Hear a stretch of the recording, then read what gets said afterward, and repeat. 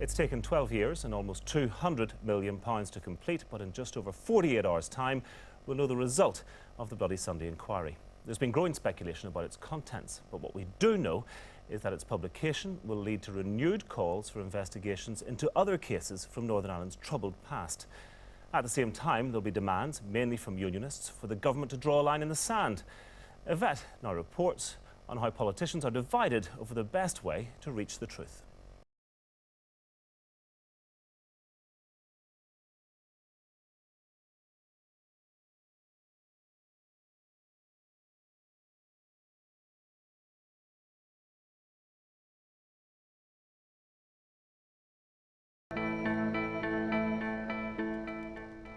So many victims, so many allegations, so few inquiries, and so far, no real answers.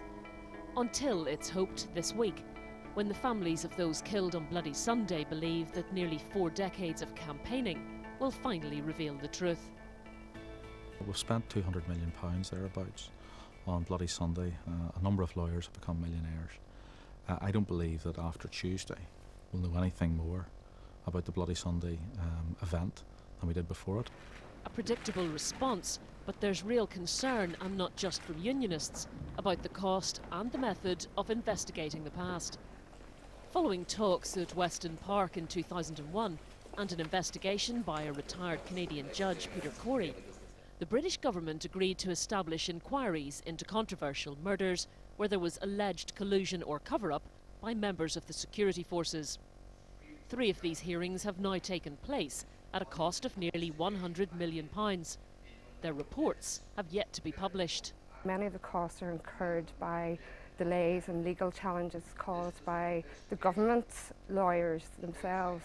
And we have to remember that a huge amount of the public expenditure goes into funding the lawyers who are there to represent the government, as it were. We know exactly what the government's view is because they told us even before they got into power. Here's the new Foreign Secretary speaking to the UUP conference last autumn. Under a Conservative government, there will be no more costly and open-ended inquiries into the past.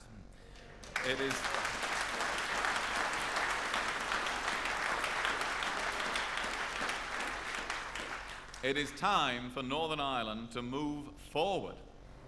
There is, however, one inquiry to which the government is still committed. Solicitor Pat Finucane was shot dead by the UFF in 1989. His family and human rights groups have claimed there was security force collusion in his murder. Claims probed by John Stevens and by Judge Corey, who recommended a public inquiry. This was to be held under the Labour government's New Inquiries Act, introduced in 2005 after Lord Savile had finished taking his evidence. Critics of the law claim it allows the government to block the truth. One of the strengths of Savile was his ability to uncover documents that perhaps the British government didn't feel would be uncovered. So almost immediately you can see the British government trying to, if you like, in the future control even more the sort of information and the type of evidence which would be brought into open court. And we've seen the Inquiries Act, which will basically hand to the British Secretary of State the power of veto. We're only going to get one shot at this, and we want that to be a shot that is capable of getting at the truth. And basically it would boil down to the fact that the power, the control, the independence would be retained by the inquiry. We don't think it's fair that if the British government are under scrutiny here, that they should be the final arbiter as to what we see and what we don't see. 21 years on, the Finucane case is still politically divisive and internationally controversial. The family's campaign for a fully independent inquiry is backed by the UN, American politicians and by Judge Corey himself. But there's still no sign that the new government will agree. Personally, I don't think anger is an issue that, or an emotion that drives me. I am determined. I think both my mother and my family, we will always remain determined. My father was very brutally murdered in front of us all at Sunday dinner. That's something that was all too common in this society at that time. But whenever we have since found out that the government not only could have prevented this, but we feel instigated this act, and I think it emboldens us that we still need to ask these questions. Until we feel that we have got a truthful answer, we will always be asking these questions, and thankfully we have a lot of support at our side. I don't believe they'll ever get those answers. In the same way, I don't think Those who are interested in the Kennedy assassination will ever get the answers to the questions that they have posed for an equally long period of time. And I think sometimes someone just has to stand up and say, I'm sorry, there is no answer to that. It's a mystery. And you'll never get to the truth in that. And whenever you continue to feed a process that says, ultimately you might just get an inquiry here, you might get a couple of £100 million spent on this, you might get some answers, they're going to continue to pursue it. If the shutter's brought down on it and said no more inquiries, that's it, it's over. Maybe people will wake up and smell the coffee. Considering the impending cuts in public expenditure, further inquiries beyond the Finucane case seem unlikely. Even if the money was available, it seems the terms of the inquiries on offer are not going to be acceptable to all. So what can be done to satisfy the demand for truth about the past? If we approach this, and we all approach it, and particularly the British government approach it, with a sort of resolution that there is a need to reveal the truth and to allow the truth to come out, then I think we can find a mechanism. Our party is very, very clear. In our opinion, the best way, and perhaps the only way to ensure that that will happen, is to have an international dimension to it. It should be taken out of the hands of the British government, who have been very willing, and then the recent Inquiries Act have shown that they want to control the evidence, because in many ways, as people search for the truth, the person who will be exposed the most, or the people who will be exposed the most, will be the British government and their many, many agencies. I think political leadership is required. I think the debate that was instigated in the report that was produced by the consultative group in the past, while not everybody will agree with all of its recommendations, I think it built expectations that something was going to happen, and short of consulting on the report itself, the government has yet to do anything to respond to that. And I think it's disappointing that people's expectations are built and then nothing is delivered. And I think there's a real need for political leadership to be shown in that regard.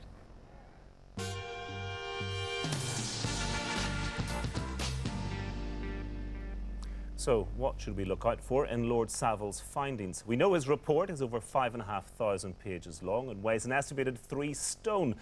But what's the content?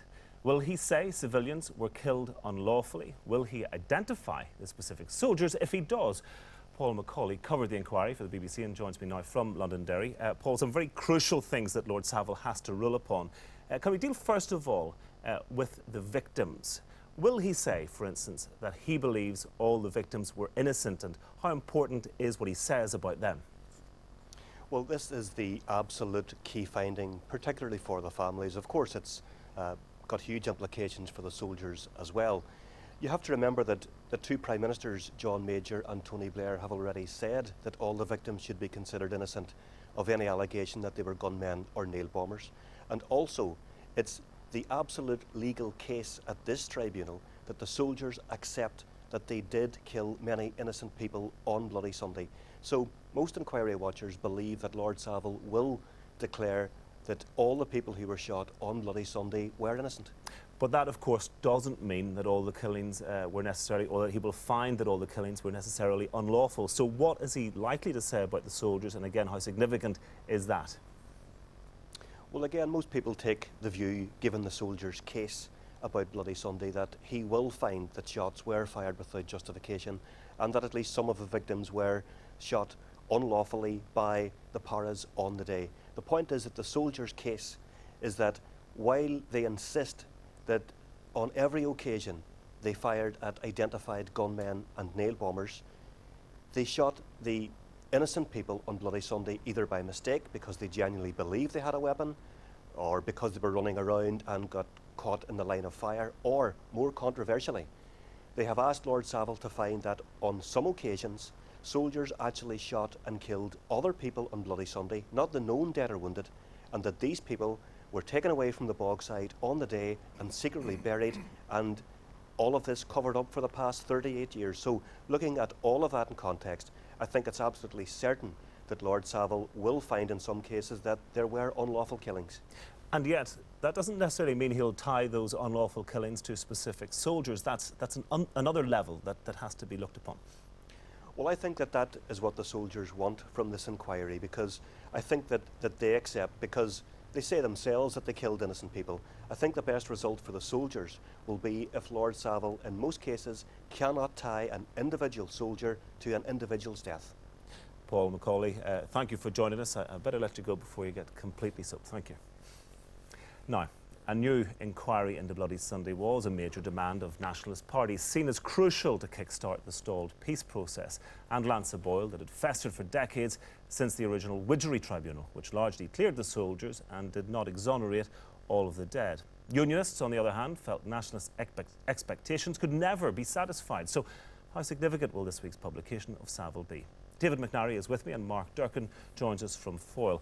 David McNary, what are the implications of Lord Savile finding that soldiers, and specific soldiers, committed unlawful killings of civilians?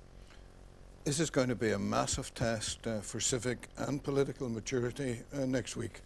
I was 23 when this happened, and I doubt very much if there's anybody of 23 years of age sitting watching this show has a clue about what it really is. And it is something that has been there. I think that the implications would be really too harsh to contemplate. Why? I think that you cannot put soldiers in the dock through an inquiry.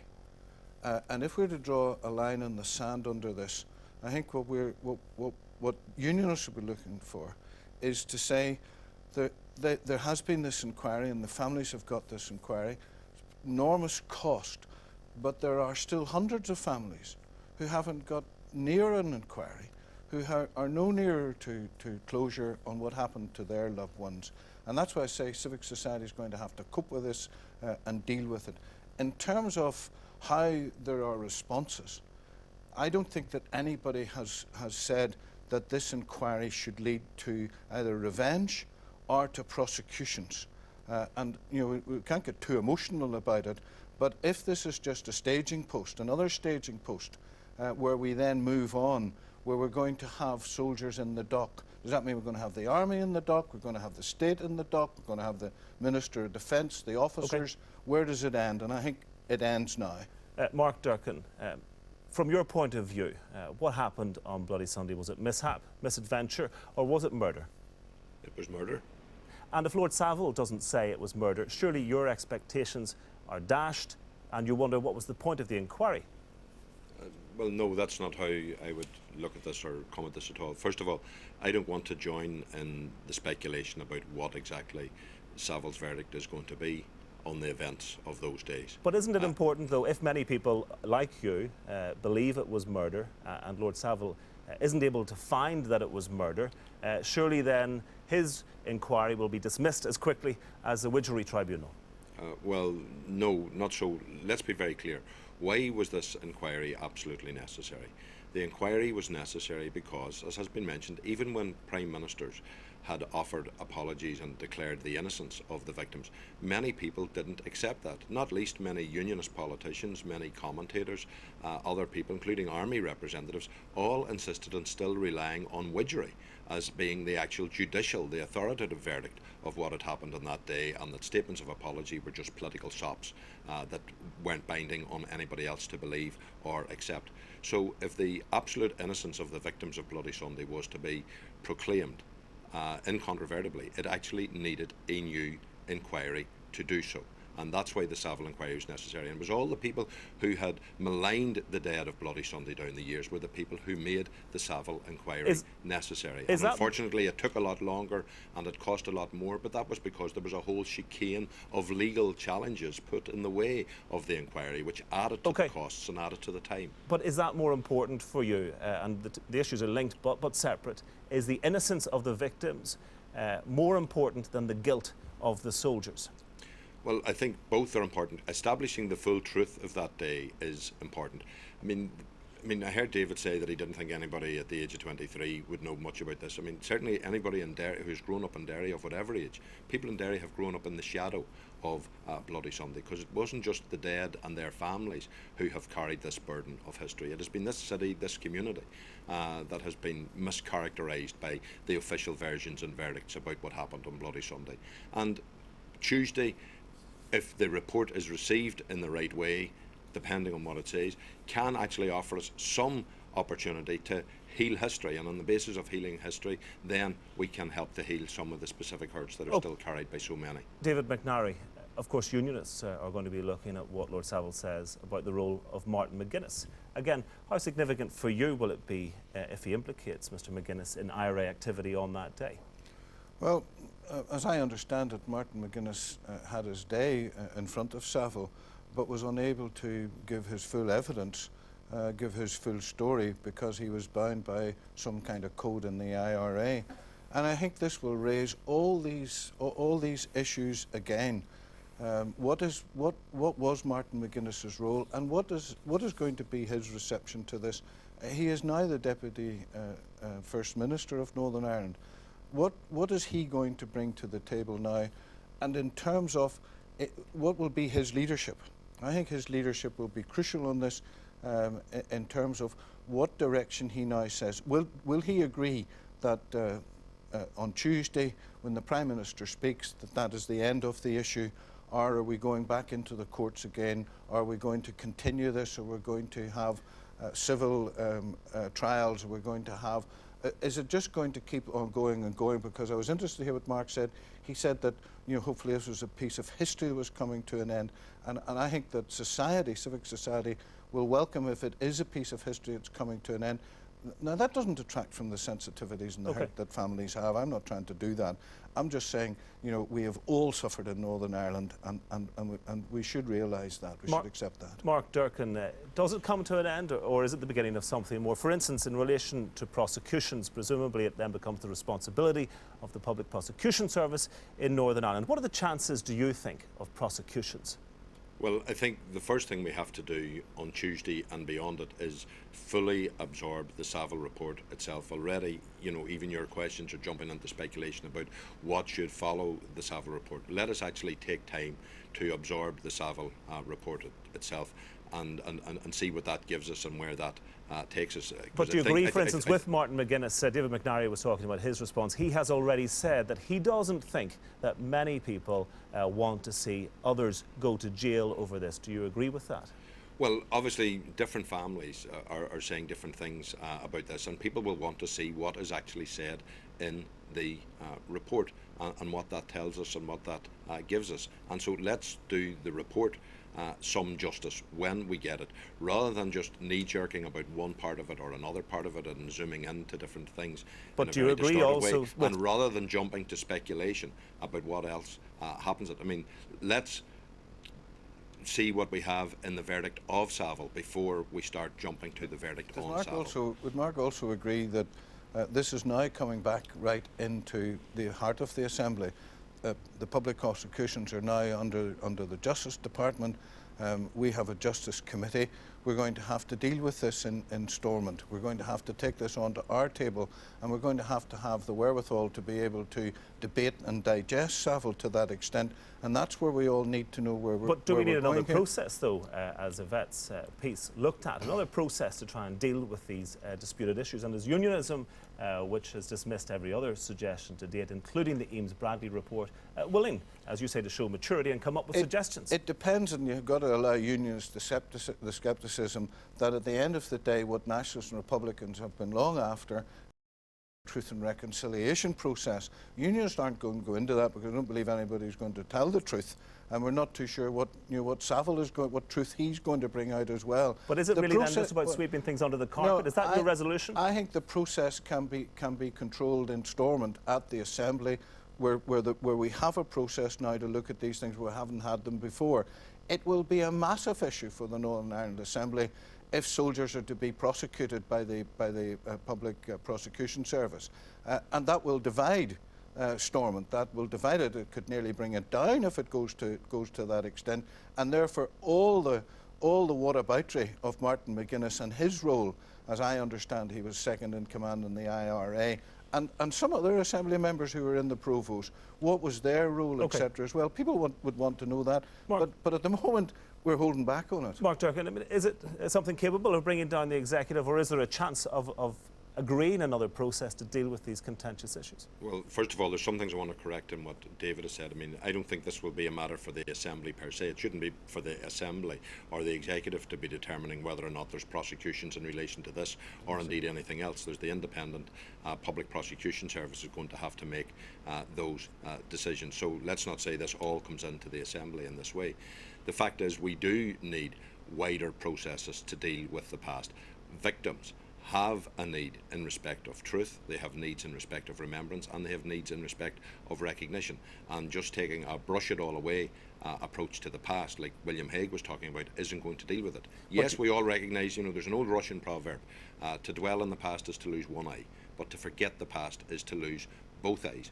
And we have to meet the needs of victims and also of future generations, because future generations will need to know the truth of what happened in the Troubles to many, many people. Otherwise, if we don't have the truth of that, there will be all sorts of propaganda versions about what happened in the past already. Too many young people are almost being told that the Troubles was a necessary prelude to the peace process. It's up to you, gentlemen, to find a process that gets to that. And that's why the Eames Bradley recommendations, while they weren't exactly right, they do point us to particular needs, and we can't, as responsible politicians, just shrug our shoulders and say, well, we'll have to leave it there. Time is against us, gentlemen. Thank you both very much indeed. Now that's all from us for today. We will have live coverage of the publication of the Bloody Sunday Inquiry report on Tuesday. It starts at 3:05 on BBC Two, including the Prime Minister's statement to the House of Commons. But in the meantime, from all the team here, bye-bye.